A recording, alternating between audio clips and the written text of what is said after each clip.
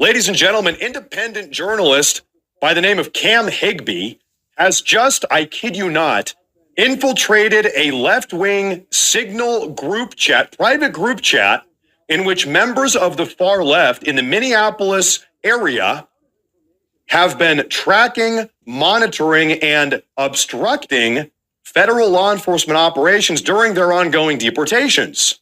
And the amount of information that has just been exposed by nature of infiltrating this far left Signal chat is frankly absolutely astounding. These far left radicals are, one, very organized. It's going to blow your socks off. And two, there's a lot of them, hundreds, perhaps even thousands. And it's not just random people. It's not just paid protesters, agitators. They are in there. We have the names, but it's also senior ranking members of the Minnesota state government, members of the progressive left. We're going to talk about that also. That's right. They all got exposed. Now, like I said, this is independent journalist Cam Higbee. He infiltrated the Signal chat. Take a look at this. He says, I have infiltrated organizational Signal chat groups all around Minneapolis who have the sole intention of tracking down federal agents and impeding, assaulting, and obstructing federal law enforcement officers. Each area of the city has a Signal or several Signal chats. Let's start with a screen recording of all the members of the South Side group chat to kick things off. Take a look at this. Put this up on the big screen. Ladies and gentlemen, all of the names. And this goes on for 30 seconds. Look at this. People are using their real names, first name, oftentimes first name, last name. And now we've got more investigative journalists digging into this, saying, wait a minute, I know that guy. Wait a minute, that guy works here. That guy, this is that guy. He works in the school board. He's a part of city council, whatever, etc. It just goes on and on. There's hundreds, perhaps thousands of them. And this is just one Signal chat for one part of the city. This is only one neighborhood of the city. Cam Higbee goes on. I have been undercover inside of these group chats for days. You're going to notice emojis next to the people's names. Here's a key for what those emojis mean. The highlighted positions are the most crucial. Most are self-explanatory. Mobile patrols spend their entire shift searching for suspicious ICE vehicles. When they find one, they send it to the group chat so that the plate checkers can compare with their database and see if it's a known federal vehicle or if the patrol can make the confirmation that the database can be updated. So this is shocking. Ladies and gentlemen, what this means is that people inside of these far left groups in these Signal group chats, some of them are working inside the government because they have access to license plate databases. Because it begs the question, how exactly are they checking the license plates? They have access to the license plate databases. A random person can't do that. I can't go check some license plate database. They're in the government. They are in the government. Excuse me. Each chat for a specific part of the city has smaller districts broken up within it called, quote, patrol zones, which guide the ICE chasers on where they should be or position. They have the entire city mapped out. All right, guys, I'm doing a foot patrol in zone 2A. All right, I'm doing a car patrol in zone 4B. This is highly coordinated. Sharing our Bloomington patrol zone map, which is loosely based on city council districts. You want to talk about RICO? You want to talk about a RICO case? I think we've got it. Listen, all of these people. It gets worse, though. You guys have seen nothing yet. We're going to keep going here. Here is a screen recording of their license plate database as well as a link to its instructions. What do we have here? Full screen this. docs.proton.me is the website. Access the data, ICE plate search. The tool linked above is the recommended option for quickly looking up license plates. It accesses the Minneapolis ICE plate dataset along with plate datasets from other sources.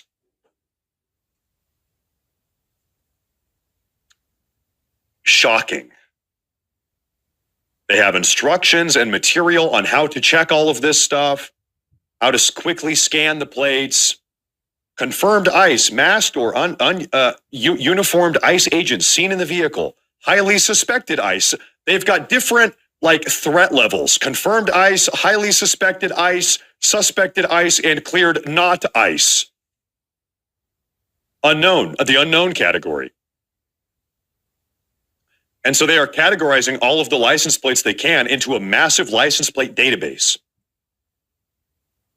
Here is a screenshot of the active dispatch call. It's always active, as well as a shift change. You can see folks are changing their emojis, clocking in and clocking out.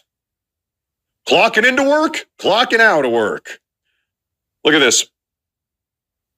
Moody changed their profile name to Plate Moody. Now Moody is monitoring plates.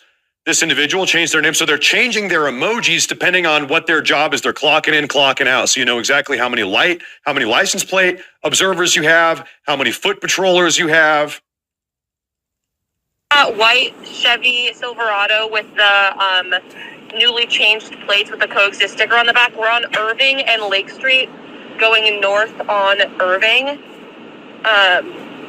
So he's here listening to this is their 24/7 dispatch call. We seem to be the only commuters following. Just wanted to give an update on our location. Thank you. Do you have anyone in the car with you? Yes, I do. So this goes on 24 hours a day. I'll play another snippet. Play this. These 5 observers are on there. KM, I'll probably have you stay on that F-150. But anyone else that's on this call that is currently on that F-150, I think we could use our resources and energy better. He posts more recordings of them tailing vehicles, tracking vehicles. A new group chat for each zone is made every single day. The chats are dated and then deleted at the end of the day to delete the evidence. This is likely to avoid detection, record keeping, and consequences. By midday, the group chat hit maximum capacity, 1,000 people allowed by signal, and people who are not chasing federal agents are asked to leave to create room for more people who are actively tracking federal agents. Thousands in just one little area. The dispatch calls also reach maximum capacity constantly. It's believed it's 50 people maximum, 50 people per voice call, which means at any given moment, any given time in each small zone, there are 50 people in a voice chat chasing federal agents. This quasi-police force uses a system called Salute, which calls out the size of federal units, activity, locations, uniforms, times, and locations. They then instruct their ICE chasers to follow and confront ICE agents at their known locations. So they're compelling people to go and confront, get involved, get up in their face, get your body in between, get your car in between, block traffic. They are everywhere, and local police are cooperating. Here, an observer calls out a possible agent, but says she's just out walking her dog, so she can't continue on. Dispatch called for backup. Also below is a message indicating that local PD may get involved if ICE, quote, hinders public safety. The police called back and said ICE has jurisdiction and to call them back if they hinder public safety. So they're talking to the police every step of the way. Is it possible they've gotten members of the Minneapolis Police Department in these calls? Duh. These thugs apparently have a home base, though I haven't been able to identify it. Here's an ICE chaser indicating that he is expected to return to home base. Look at this. Heading east on foot. Home base is expecting me. Here are chasers discussing what should be done after realizing they positively identified my vehicle as ICE, but then found out that it was Cam Higbee. I believe this person might be the aggressive individual in the second photo. So they discovered that Cam Higbee had infiltrated them. He's got more dispatch audio. Oh, let's listen to this one here. Take a listen. The person that just asked for a plate check a minute ago that said 218 AF. Yeah, it's a white Chevy truck, pickup truck. Thank you. If you can get documentation, video, or photos of that plate on that car, we can document. Thank you.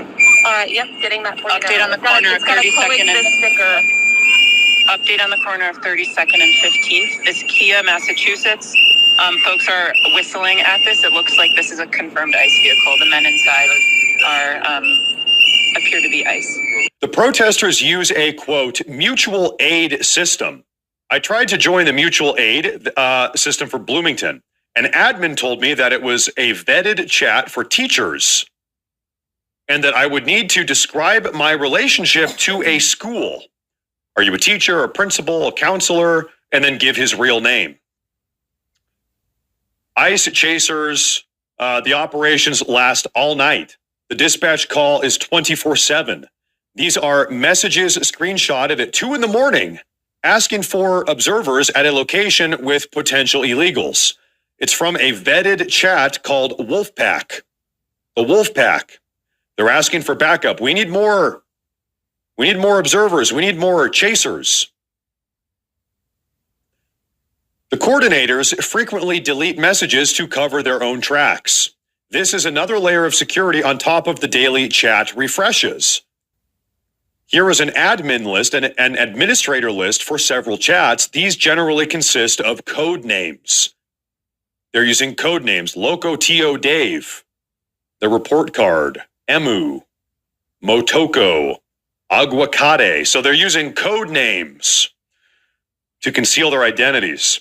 Cam Higbee went on to post, he said, here is the entire training manual. Listen up here, folks. Now we have the entire training manual for domestic terrorist patrols that have been chasing ICE agents in Minneapolis. Keep in mind, this is the watered down OPSEC, operational security version. We have a video. Let's go ahead and take a listen to this. So it's all saved in a looks like a Google Drive, a cloud storage. It's just page after page after page of protocol. How to behave, what to do. If this happens, then you should do this. If that happens, you should do that. Step by step by step. How many pages is this? I don't know. This goes on for 26 seconds. How to navigate the group chat. Identifying abductors and vehicles. Chat information. Look at this here. Step by step. Arrive on scene. Look for ICE. Issue a salute for abduction. How to conduct a foot patrol. What to bring. Bring a buddy or two. Bring a fully charged phone and a car charger if you have it. Turn off biometrics. Turn off your biometric detection software on side of your phone so that you can't be. This is so that if like their phone gets subpoenaed or something, they have preemptively turned off the biometrics. Wow. Other independent investigators have been sifting through these lists of names. You saw that big list of names. Well, some individuals, big name individuals, have already been identified. I want to introduce you to some of them here. A woman named Amanda Kohler, who is a former Tim Walz campaign strategist, has been identified as one of the administrators of this group, a former Tim Walz campaign strategist, working with the Tim Walz administration campaign, is one of the key leaders of this group. Numerous messengers indicate that Tim Walz himself is working directly with the group. Messages from the group have confirmed that he's working with the group regardless. That has been exposed. We also have seen numerous Tim Walz campaign staffers and political operatives linked up with Tim Walz are inside the group. Numerous Minnesota state representatives like State Representative Alex Falconer and Representative Brad Tabke, Democrats, Minnesota state reps, are in this group, allegedly. Numerous Minneapolis City Council members, allegedly Jason Chavez, has now been reported as being a part of this group. So, ladies and gentlemen, you want to talk about insurrection? This is what insurrection looks like. We have got to shut this down. Well, now we can see Minnesota's problem. Bloated government. Is this what it's come to? People can't get a job in the private sector anymore? Holy moly. And all of these people have assistants? Wow, right?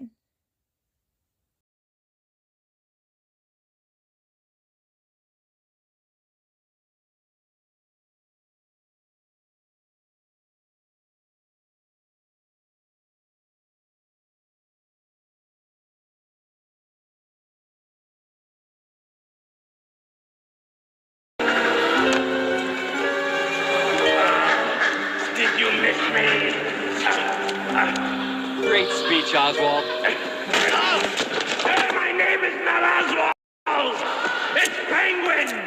I am not a human being. Homicide, manslaughter, that's who they're trying to protect in Minnesota. I do not understand these people. We sent Governor Walz a very strong letter today.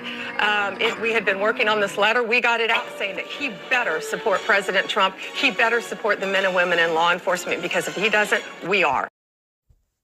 Oh, take it easy, sweetheart. You looking for me? See you met the twins.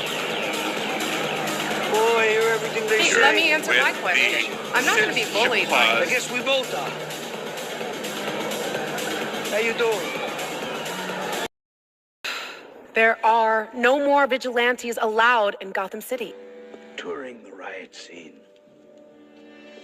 gravely assessing the devastation. Upstanding mayor stuff. You're not the mayor. You're just jealous because I'm a genuine freak. You might be right. You'll all fly together. Up the river, you birds of a filthy feather. You betrayed yourself at the pet house. You used the very same words I'd spoken in the Batcave. We found out about your secret radio transmitter. We acted out a charade to trap you. What's the cat? I put you to sleep in the armor. I saw it. A trap. Dummies in that armor. We were here all the time. All right, boys. Our umbrellas.